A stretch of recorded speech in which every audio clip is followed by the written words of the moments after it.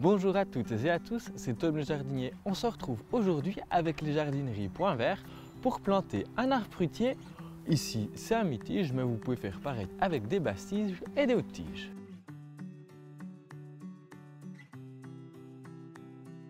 Ici, dans mon jardin, j'ai déjà commencé à creuser le trou. Je pense qu'il n'y a pas besoin d'une vidéo pour vous montrer à creuser un trou pour votre arbre fruitier. Par contre, une étape qui est souvent négligée, c'est de bien décompacter la terre au fond. Ainsi, on va permettre aux racines d'aller facilement chercher l'humidité en profondeur et garantir la reprise. Ensuite, pour la taille du trou, j'ai fait que ce soit bien plus grand que mon pot, environ une largeur de bêche de plus. Là, c'est un arbre fruitier en pot, ils peuvent se planter pratiquement toute l'année. Mais il est vivement conseillé d'attendre l'automne et le début du printemps. On évitera évidemment toutes les périodes de sécheresse ou de gros gel. On dit aussi à la Sainte-Catherine, le 25 novembre, que tout bois prend racine. Donc, on le voit bien, ces dictons de nos anciens nous dit que l'automne est vraiment une bonne période pour planter nos arbres fruitiers. Maintenant, je vais le sortir délicatement de son pot et je vais défaire légèrement les racines avant de l'introduire directement dans son trou de plantation.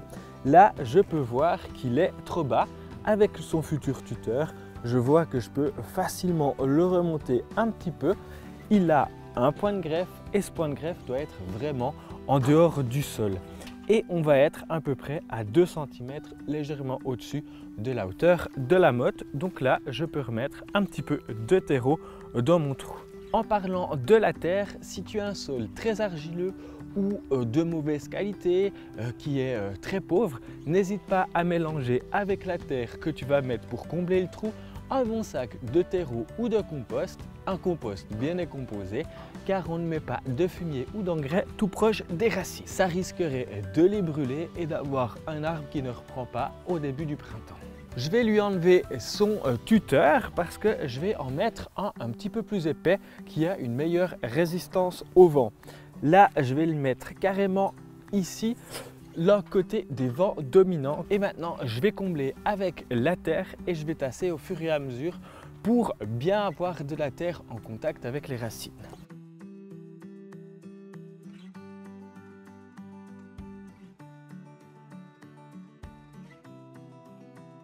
Je vais former une cuvette au pied de mon arbre.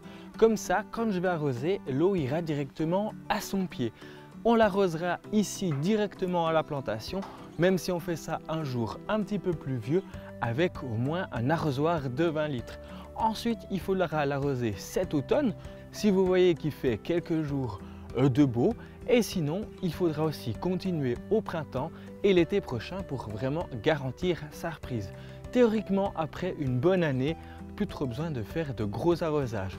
On veillera tout de même en période de canicule d'y apporter un petit peu d'eau. Moi, je vais tutorer mon arbre dans 15 jours, comme ça, avec les arrosages, il sera à sa place définitive et il risque de ne plus bouger. Vous pouvez aussi pailler le tour de votre arbre et planter pourquoi pas de l'ail d'ornement pour éviter par exemple les rongeurs. Ça marche assez bien. Moi, j'ai planté un pommier, mais vous pouvez faire de la même façon pour pratiquement tous les arbres fruitiers.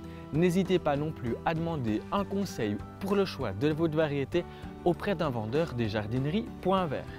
Voilà, vous savez maintenant comment planter un arbre fruitier. Si vous avez la moindre question, n'hésitez pas à la poser en commentaire ou directement à un vendeur dans votre jardinerie Point Vert. Vous pouvez aussi retrouver tout le matériel que j'ai utilisé dans cette vidéo dans votre jardinerie Point Vert ou sur le site internet pointvert.ch. Ils ont déjà plus de 2000 références. On se retrouve prochainement pour une nouvelle vidéo. D'ici là, évidemment, bon jardinage. Au revoir!